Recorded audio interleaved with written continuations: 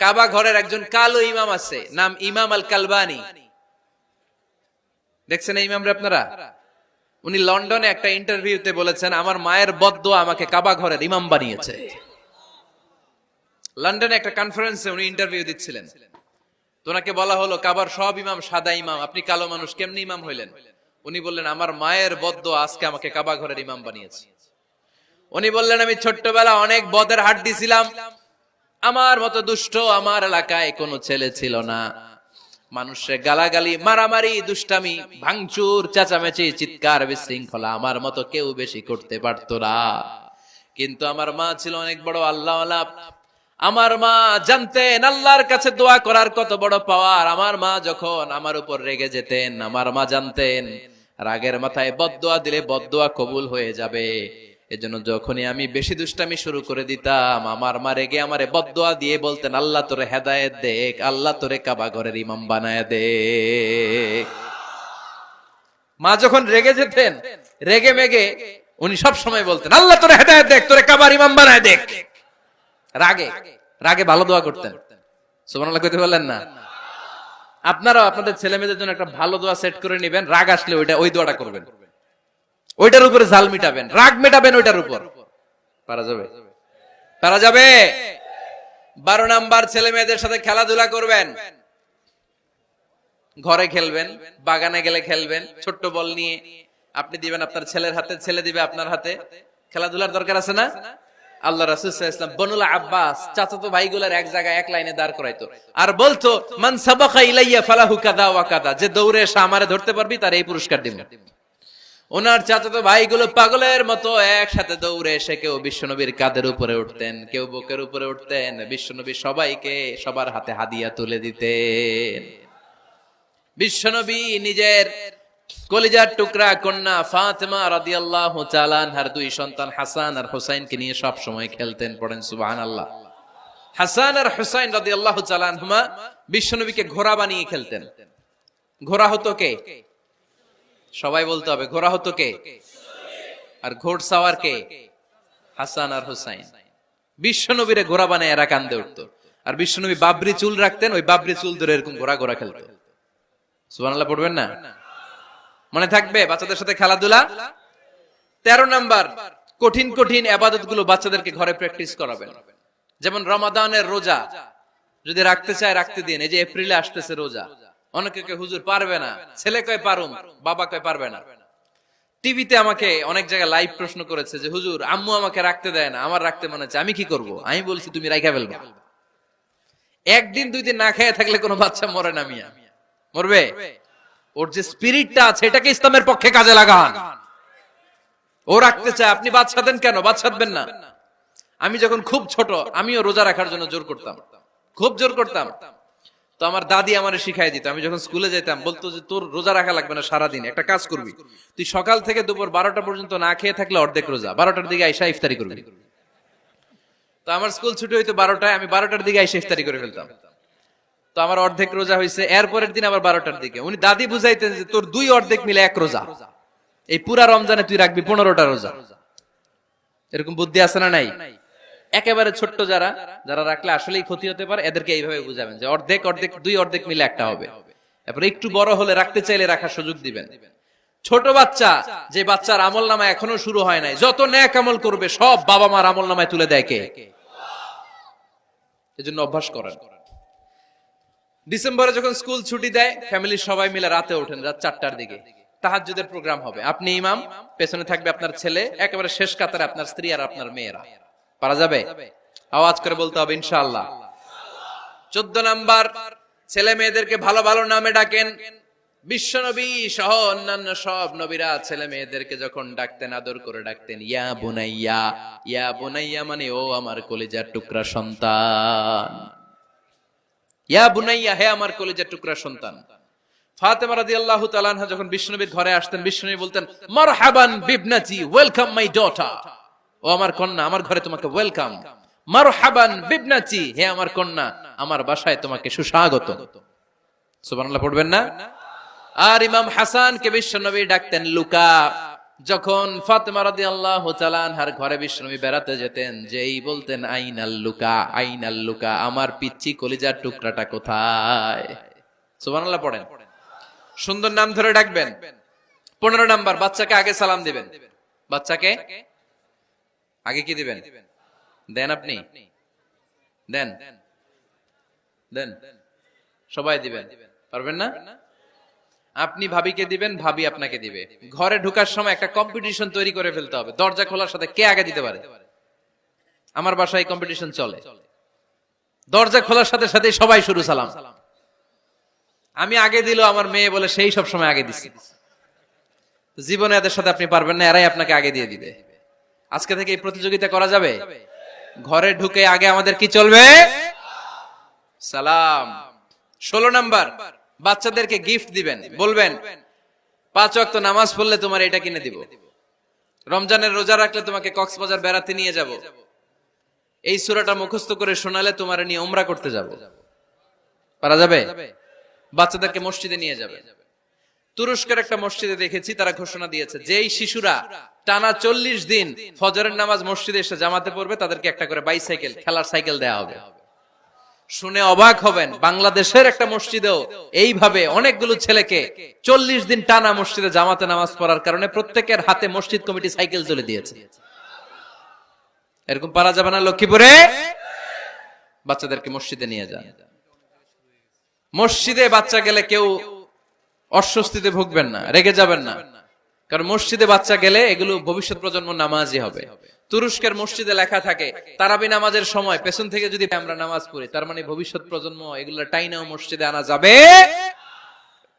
17 number, আপনার ছেলেকে স্কুলে পাঠান অথবা মাদ্রাসায় পাঠান। অশিক্ষা, কুশিক্ষা আর মূর্খতার সাথে ইসলামের কোনো সম্পর্ক নাই। হয় স্কুলে পাঠাবেন, নয় কই পাঠাবেন মাদ্রাসায়। আওয়াজ করে বলেন, হয় স্কুলে পাঠাবেন, নয় কই পাঠাবেন। পাঠাতেই হবে আপনাকে। শিক্ষার আলো ছড়িয়ে পড়ুক ঘরে ঘরে, আমরা চাই কি চাই না? কোন অশিক্ষা, মূর্খতা এগুলোর স্থান ইসলামে আছে? নাই। ছেলে মেয়েদেরকে অনেকে পড়াশোনা করাইতে করাইতে এত প্রেসার দেয় যেটা ছেলে মেয়েদের মেন্টালি অনেক সমস্যা তৈরি করে। এরকম আছে না নাই? আমি এমন অনেক ছেলে মেয়েকে দেখছি, তার ওজন যত তার ব্যাগের ওজন তার চেয়ে বেশি। আছে না নাই? ছোট্ট বাচ্চার কাঁধে এক গাদা বই দিয়ে দেয়। কে বলেছে আপনাকে এতগুলো বই দিতে? কে বলেছে? জোর করে চাপিয়ে দেওয়ার নাম বিদ্যা, চাপিয়ে দেওয়ার নাম শিক্ষা নয়। জোর করে প্রাইভেট স্যারের কাছে পড়ানো, কোচিং এ পাঠানো, শিক্ষার নামে এরকম প্রেসার দিয়ে বিদ্যা উঠিয়ে দেওয়ার নাম শিক্ষা নয়।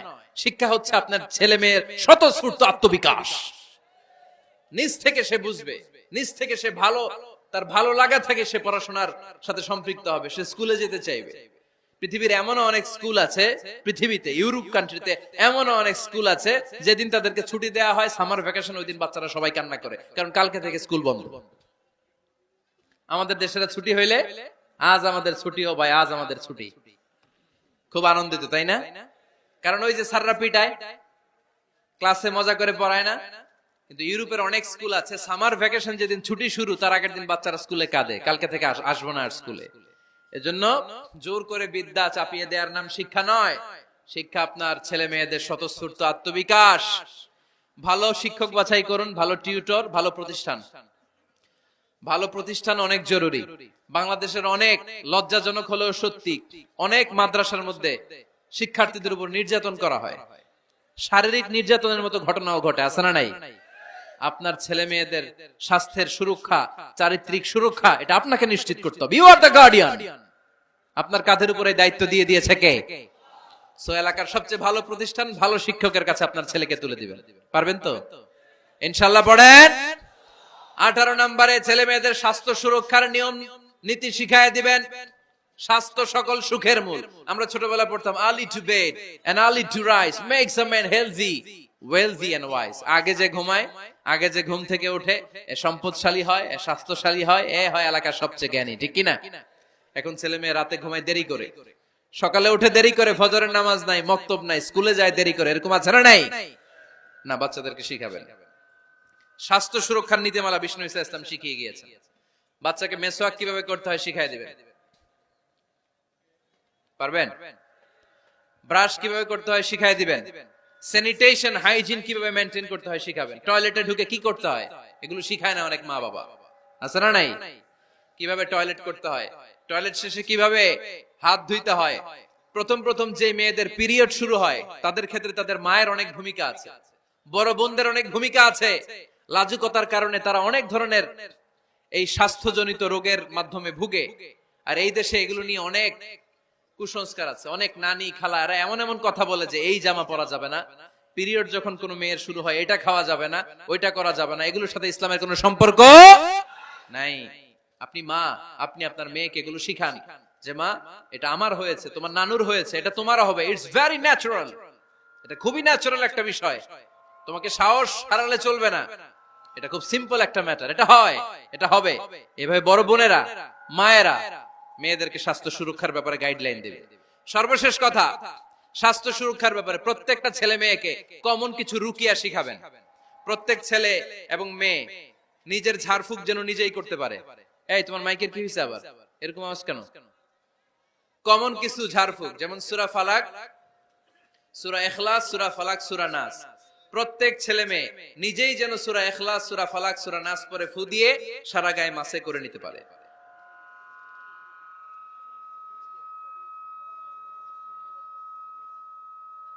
কি মাইকের কি সমস্যা? মাইক পেন আছে?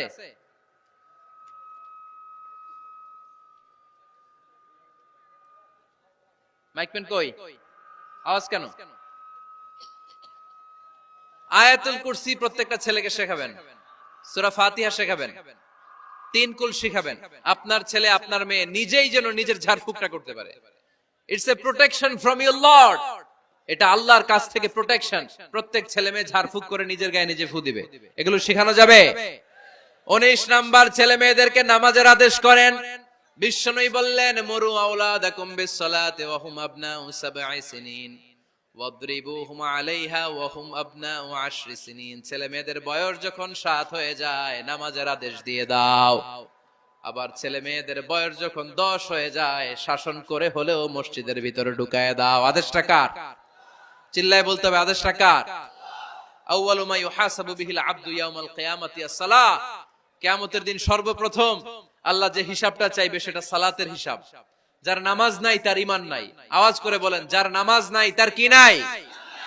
ঈমান নাই। ছেলে মেয়েদেরকে শিখান। অনেকে 4 ওয়াক্ত নামাজ পড়ায়, ছেলে মেয়েদেরকে ফজরের সময় ডাকেন, আছে না নাই? যদি জিজ্ঞেস করি কেন ডাকেন না, কয় আদরের ছেলে একটু ঘুমাক। আচ্ছা, ভোর 5টার দিকে যদি আপনার ঘরে আগুন লাগে কি করবেন? ভোর 4টার দিকে আপনার ঘরে দাউ দাউ করে সিলিন্ডার ব্রাস্ট হয়ে আগুন লাগছে, কি বলবেন? ছেলেটার একটু ঘুমাক, আদরের ছেলে তো, হ্যাঁ বলবেন না?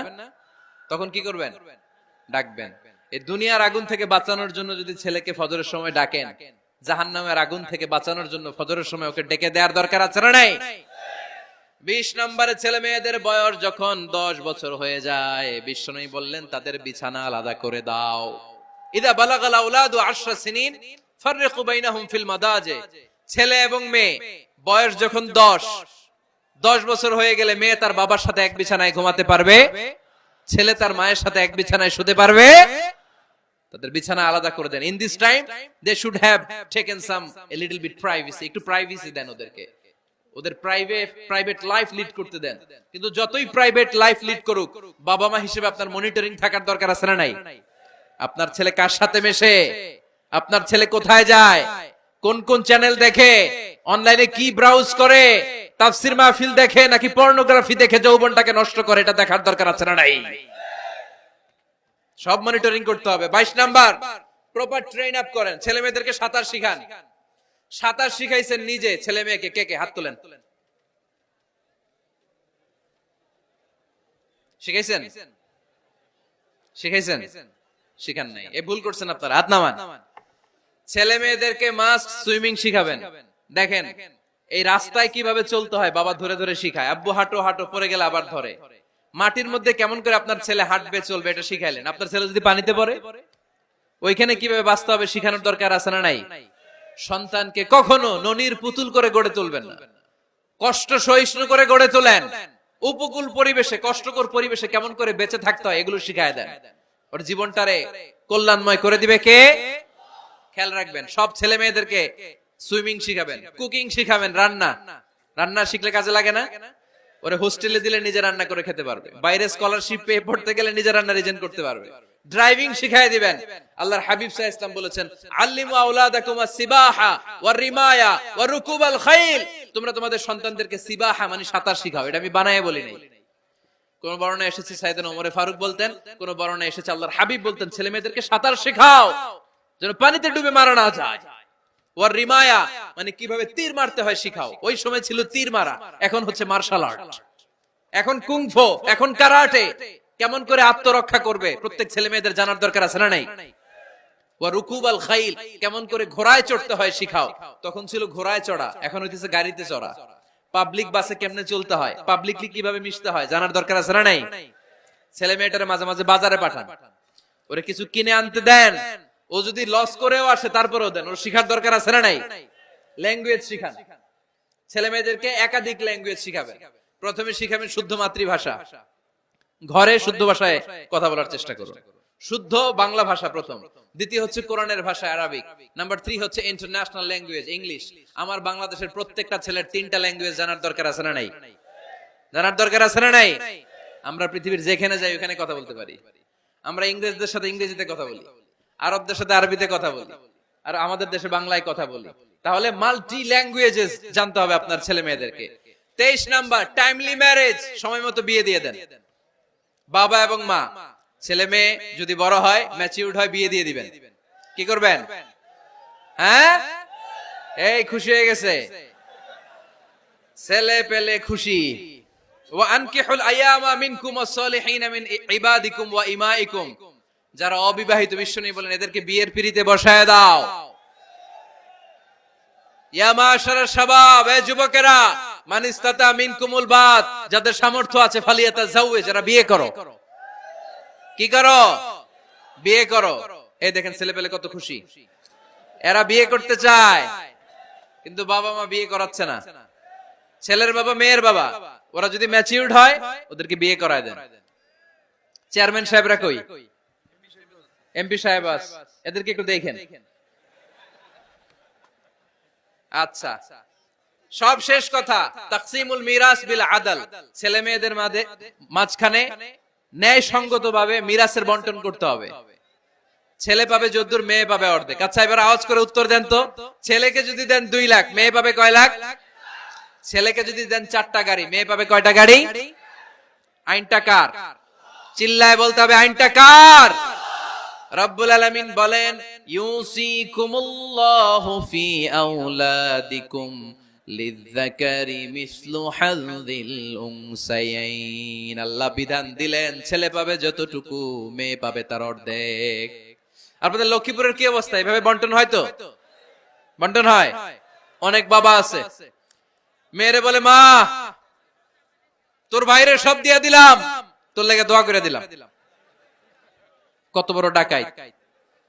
অনেক মা আছে ছেলের পাতে মুরগির রান দেয়, মেয়ের পাতে মুরগির ঠ্যাং দেয়। আছে না নাই? ওই মা বাবাদের শেষ জীবনটা দেখবেন ছেলের বাড়িতে কাটে না, মেয়ের জামাইয়ের বাড়িতে কাটে। এরকম হয় না? প্রকৃতির খেলা বড় খেলা, এজন্য ইনসাফের সাথে এটা বন্টন করবেন। 25 নাম্বার পয়েন্ট, সর্বশেষ পয়েন্ট, সূরা লোকমানে আল্লাহ তাআলা প্রত্যেক বাবা তার ছেলেকে কি কি পরামর্শ দিবে, কি কি আদেশ দিবে, কি কি নাসিহাত দিবে, সূরা লোকমানের 12 নম্বর আয়াত থেকে 19 নম্বর আয়াত। কত নম্বর আয়াত থেকে? 12 থেকে 19। এই আয়াতগুলোর মধ্যে একজন বাবা, একজন গার্ডিয়ান তার ছেলেকে কি কি উপদেশ দিবে, এই সবগুলো উপদেশ কোরআনের মধ্যে তুলে ধরেছে কে? আজ রাতে সূরা লোকমানের 12 নম্বর আয়াত থেকে 19 নম্বর আয়াত, এই আয়াতের অর্থগুলো ছেলে মেয়েদেরকে বসায় একসাথে পড়বেন। রাজি আছেন? আওয়াজ করে পড়েন ইনশাআল্লাহ। আল্লাহ আমাদের ফ্যামিলি গুলোর তুমি জান্নাতি ফ্যামিলি বানাও, আমাদের ছেলে মেয়েগুলোর আল্লাহ তুমি মানুষের মতো মানুষ বানাও, তাদেরকে তুমি দেশপ্রেমিক বানাও। কোরআন এবং সুন্নাহর আলোকে যে গাইডলাইন গুলো আমরা শুনলাম কিভাবে ছেলে মেয়েদেরকে মানুষ করতে হবে, এগুলো যেন আমরা মেনে চলতে পারি, আল্লাহ তুমি তৌফিক দাও। আর জোরে পড়তে হবে আমিন। এটা কি?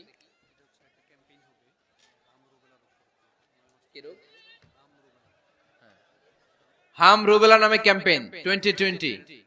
হাম রুবেলা ভাইরাসের টিকা দেয়া হবে 9 মাস থেকে 10 বছর বয়সের সকল শিশুকে এক ডোজ করে টিকা দেয়া হবে 29শে ফেব্রুয়ারি থেকে 21শে মার্চ পর্যন্ত। কোথায় দেয়া হবে? সব সরকারি স্বাস্থ্য কমপ্লেক্সে দেয়া হবে। সারা বাংলাদেশে আপনারা আপনাদের স্বাস্থ্য কমপ্লেক্স এবং ইপিআই কেন্দ্রগুলোতে আপনাদের ছেলে মেয়েদেরকে পাঠাবেন। প্রিয় ভাইয়েরা, 25টা পয়েন্ট আপনাদেরকে বলেছি, সবগুলো মনে রাখা সম্ভব না। ইউটিউবের ভাইয়েরা এগুলো আপলোড করে দিবে, বাসায় বসে ভাবিরে নিয়ে ঠান্ডা মাথায় শুনবেন, যার যেটাতে গ্যাপ আছে নোট করে নেবেন। আমরা চাই আমাদের বাংলাদেশের প্রতিটা ফ্যামিলি জান্নাতি ফ্যামিলি হোক। আমরা চাই আমার বাংলার 68,000 গ্রাম থেকে কোরআনের সুমধুর বাণী সকালবেলা ভেসে আসুক। আমরা চাই আমরা একসাথে স্বামী স্ত্রী বাচ্চা কাচ্চা সবাই দুনিয়াতে যেমনি এক ঘরে থাকে, আল্লাহর জান্নাতেও একসাথে থাকবো, ঠিক কিনা? আল্লাহ আমাদের সবাইকে কথাগুলো বুঝার ও আমল করার তৌফিক দান করুক। আমরা পড়ি আমিন।